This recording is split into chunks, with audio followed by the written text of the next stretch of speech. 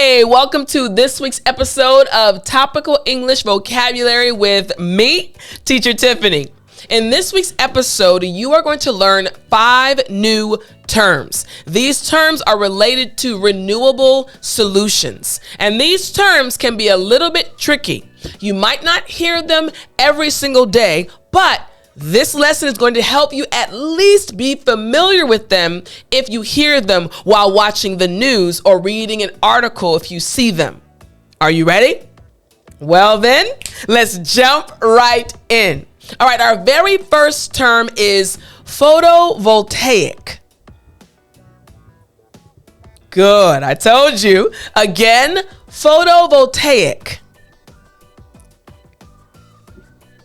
Excellent. Last time after me. Photovoltaic. Great job. All right, this term photovoltaic, what does it actually mean when we say photovoltaic? So this term photovoltaic just refers to converting light. So the conversion of light, specifically or especially sunlight, into electricity using semiconducting materials that exhibit the photovoltaic effect. Again, the conversion of light, especially sunlight. This is going to be key. As we go to look at the example sentence and then the example real life scenarios, you'll start to understand this term even more. So here's the example sentence. Photovoltaic cells are the backbone of most solar panel systems, converting sunlight into usable electricity. So think about solar panels, right? So photovoltaic cells are used within solar panels to turn that sunlight into energy. All right? So we're getting a better understanding now. Now I want us to go to the 3 real world examples, all right? Real world or real life scenarios. So again, we have photovoltaic. I want to now start with solar powered traffic signals. Again, real life scenario. So for our first real life scenario, we have solar powered traffic signals. Think about driving on the road, and all of a sudden you see that the traffic signals look a little bit different than they did last week, and you realize they are solar powered.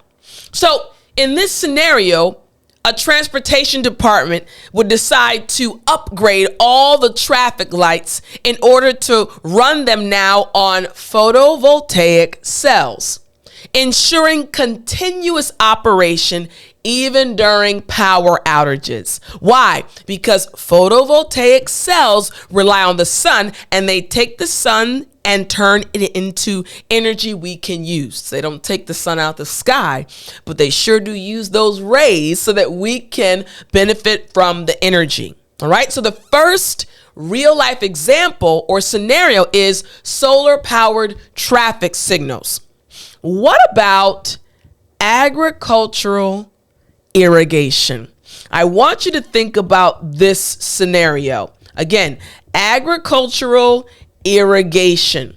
So imagine there is a farmer, and the farmer decides that he wants to change out his systems. He wants to start using photovoltaic systems in order to power water pumps for crop irrigation while he's living and he's actually farming in these remote fields. And they're far from the electrical grid. They're far from modern society and modern conveniences. So when he uses the photovoltaic systems, he won't have to worry about anything because they're getting their power and energy from where? The sun. Yes, it's making sense now, isn't it? Excellent. All right, and what about this real life scenario?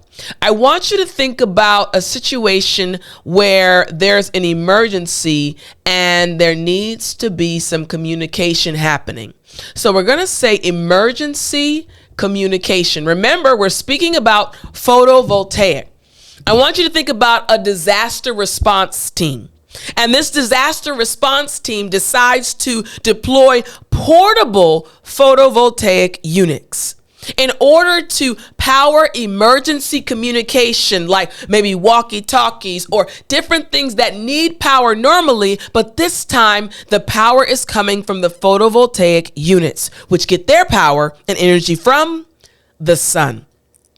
This would help so much in these emergency situations, specifically areas affected by natural disasters.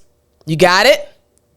Yes, it's starting to make sense. I love it. So the first one we have, solar powered traffic signals. Secondly, agricultural irrigation. And finally, emergency communication. So our first term, again, for our topic, renewable solutions, our first term, photovoltaic. What about this next term?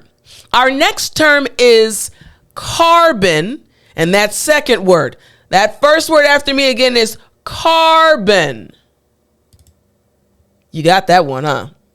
And the second word, sequestration. I know, it's a little bit long. Again, the second word only, sequestration. Good. Now both words together, carbon sequestration. Good. Last time after me, carbon sequestration. Excellent. Now again, this is a term related to our topic, renewable solutions. You might not hear it every single day, but the next time you do hear it, you'll be like, I learned that term from teacher Tiffani. Carbon sequestration. What does it actually mean? All right. So carbon sequestration, again, this term literally refers to, again, we're speaking about renewable solutions. Carbon sequestration refers to the process of capturing and storing atmospheric carbon dioxide to mitigate climate change. This can occur naturally or through human interventions like afforestation or carbon capture technologies. We're going to read that one more time. I want you to listen very closely. The process of capturing and storing atmospheric carbon dioxide to mitigate climate change. This can occur naturally or through human interventions like afforestation or carbon capture technologies. Again, we're speaking about terms that you're not going to hear every single day. But when these topics come up, you want to make sure at least you are familiar with them. So check out the example sentence and this will help. And even when we get to the example real life scenarios, you'll also understand this term better. Here we go. This example sentence says, listen very, very closely. Carbon, yes, good job. Sequestration techniques such as planting trees can help offset carbon emissions from industrial activities. Carbon sequestration techniques such as planting trees can help offset carbon emissions from industrial activities. Again, we're speaking about carbon sequestration. So let's now go to these real life scenarios to understand just a bit more what this term actually means and how you can use it in real life. So the first scenario I want us to dive into for carbon sequestration is urban forest projects. I want us to think about an urban forest project. When you think about an urban community, you don't really think about a big forest. So I want you to think then about this urban forest project where a city decides to plant thousands of trees in previously concrete areas that only had concrete, sidewalks. You didn't see any trees. Now they want to plant thousands of trees in this area to naturally absorb the carbon dioxide coming out from all the things around that area in the atmosphere. They want to clean the air using thousands of trees. Carbon sequestration. You're kind of catching it, right? That's the first real life example scenario. What about this one? Sustainable farming. I want you to think about this one. Sustainable farming. So in this situation, in this scenario for sustainable farming, I want you to think about a farmer who uses no-till agriculture techniques to keep carbon stored in the soil rather than releasing it into the air. Normally you have to till the ground, right? Till the soil. But this farmer says, you know what? Again, speaking about carbon, come on. Sequestration, excellent, very good. In order to do this, he says, you know what? I don't want to till exactly my soil. I want to keep the carbon stored in the soil rather than releasing it into the air. Getting a little bit more clarity. Sustainable farming. And the third real life scenario for carbon sequestration is coastal restoration. Coastal restoration.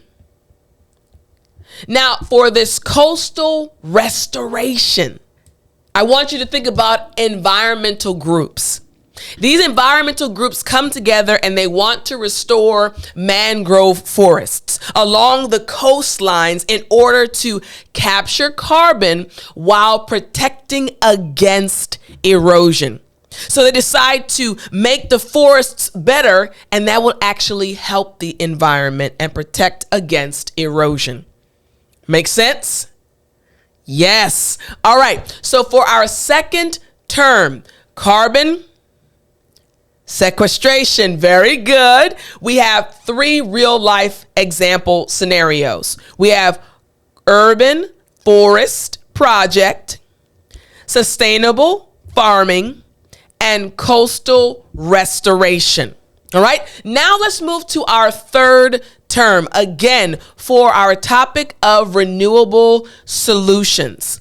Our third term is conservation. You got it? Conservation. Oh, good job. All right. Last time after me. Conservation. Excellent job. Excellent job. So now we have this term conservation. So what exactly does this term conservation actually mean? So when we look at the definition of this term, this is what we see. Conservation, the act of protecting and preserving natural resources, ecosystems, and wildlife, often with the goal of maintaining biodiversity and sustainable use of resources. Conservation, again, you're trying to protect and preserve the things that are around you, the wildlife, the environment. You're trying to protect and preserve them. In English, we say conservation. So let's check out this example sentence. Here's the example sentence. Effective conservation efforts are essential for protecting endangered species and preserving habitats. All right. So we need to have these things in place. We need to make an effort to preserve the things around us. But what about three real life scenarios using this term conservation? I want you to think about this first one. because you might already be using it. Smart home features. I want you to think about some smart home features. This is one example scenario. So in this scenario, think about a household that decides to install motion sensor lights and then also installs programmable thermostats in order to conserve energy when rooms aren't in use. Think about it. You don't want to leave the lights on if no one's in there. You don't want to have a room nice and toasty if no one's in there. Conserving energy, saving your money. So for the first one, we have smart home features. Then we also have something that came up in one of our previous lessons, a community garden. A community garden as our second real life scenario. For this one, imagine neighbors coming together once again to create a shared garden space. They all love being outside. And they say, hey, let's kind of gather together and we can make our own garden space. Why? They also want to conserve local plant species and teach children about nature preservation. It's not just about the visuals. They realize, hey, these trees around us, we want to make sure that they're able to flourish even when we're gone. Let's create this community garden, a shared garden. Makes sense, right? Excellent. All right. Now, our third real life example is water-saving restaurant. A water-saving restaurant. Now, whenever I go to the restaurant, I usually get lots of water.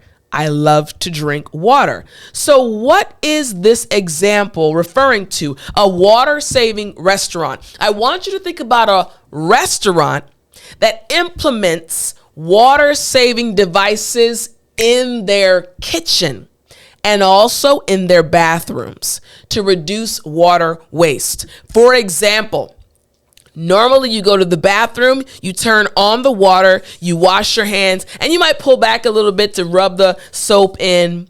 But with the water-saving restaurant, it might have a sensor for the water coming out of the sink. So as soon as your hand moves away, the water shuts off. Conserving the water. Yes, you understand. Excellent. So our third example situation is the water-saving restaurant. We have three: smart home features, community garden, and water-saving restaurant. Now, what about our fourth term? Again, we're speaking about renewable solutions. So our fourth term is carbon footprint. Good. Again, carbon footprint. Excellent. Last time after me. Carbon footprint.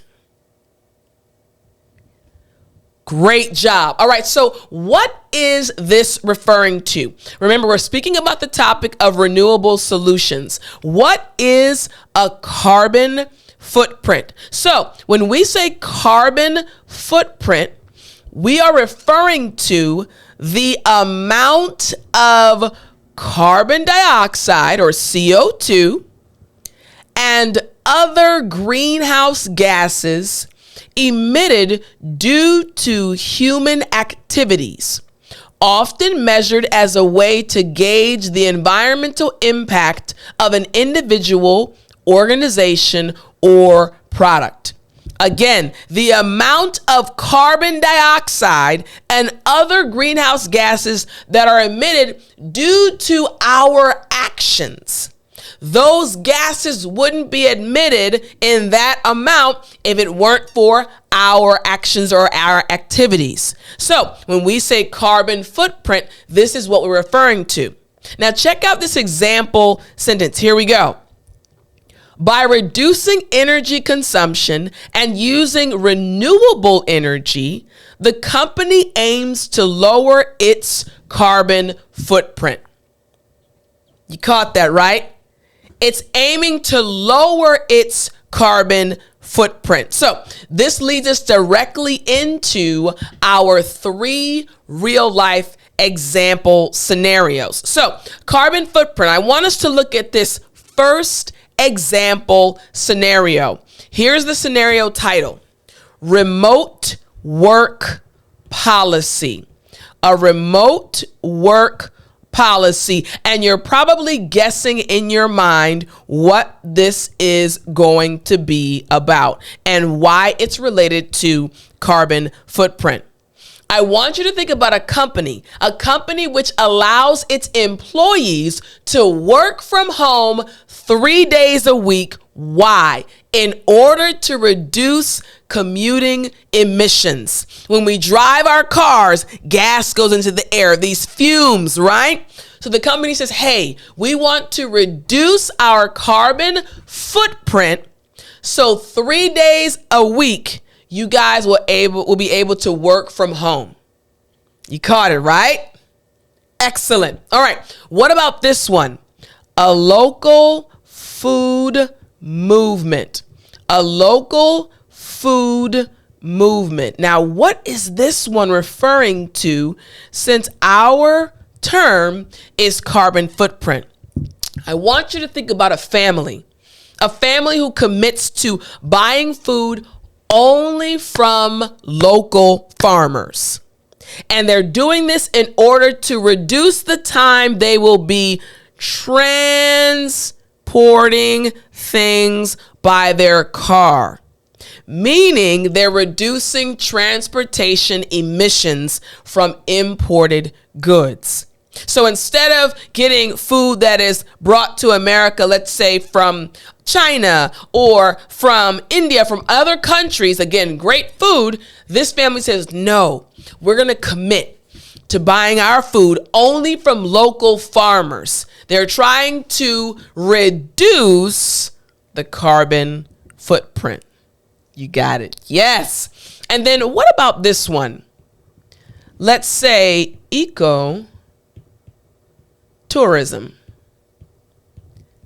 Ecotourism. Now, I want you to think about a travel agency that has calculated and offset the carbon footprint of their tours by investing in renewable energy projects. They said, you know what?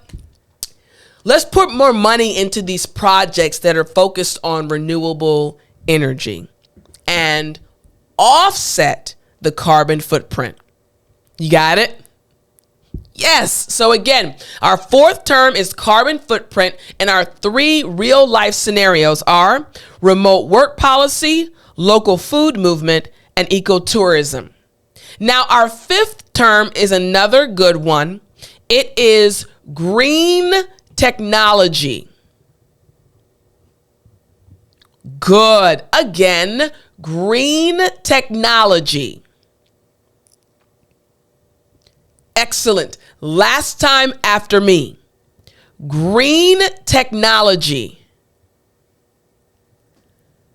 Excellent. Now, what are we referring to when we say green technology? So, green technology, this term right here is simply referring to technologies that are designed to have a minimal impact on the environment, often by reducing energy consumption, utilizing renewable resources, or decreasing pollution. Again, technologies that are designed to have a minimal impact on the environment. They're not harming the environment as much as other technologies are. Green technology. Now, I want us to find out a little bit more by checking out 3 example scenarios. Here we go. All right. So I want us to check out this first example scenario. A smart building. A smart building. So this first scenario dealing with a smart building, and this is an example of a green technology. I want you to think of an office building, and this office building decides to use AI powered systems. The individuals that built this office building, that run it, decide to use AI powered systems to optimize heating, cooling, and lighting based on occupancy and weather conditions. So they use AI to monitor, okay, on this floor there are 15 people. Let's change, okay, the temperature. On this floor there are 100 people. So yes, let's kind of increase the cooling. They're going to be a little hot. Using AI to optimize the heating, cooling, and lighting. A smart building utilizing green technology. And what about this second one? This one dealing with buses. An electric bus fleet. I remember when Amazon came out with its electric vehicle. An electric bus fleet. Well, Amazon, I think, is using Tesla's technology. But an electric bus fleet, a school district decides to replace their diesel buses with electric ones. This will inevitably do what? Reduce both emissions and operating costs. We're talking about green technology, and this is an example, getting an electric bus fleet. And finally, what about this one? Waste to energy plant. Turning waste into energy. So a waste to energy plant. So what does this look like? A waste to energy plant. Excuse me. A facility uses advanced technology to convert organic waste into clean energy for the local community. Waste to energy. Initially, we weren't going to use this for anything, but this waste turned into energy to help the local community. These are examples of green technology. Once again, the smart building, the electric bus fleet, and the waste to energy plant. So we had 5 terms for this week's topic of renewable solutions. Our first term, photovoltaic. Ooh, very good. Our second term, carbon sequestration. Excellent. Our third term, conservation. Excellent. Our fourth term, carbon footprint. And our fifth term, green technology. I hope you enjoyed this lesson, and I hope you start using these terms today. Talk to you next time.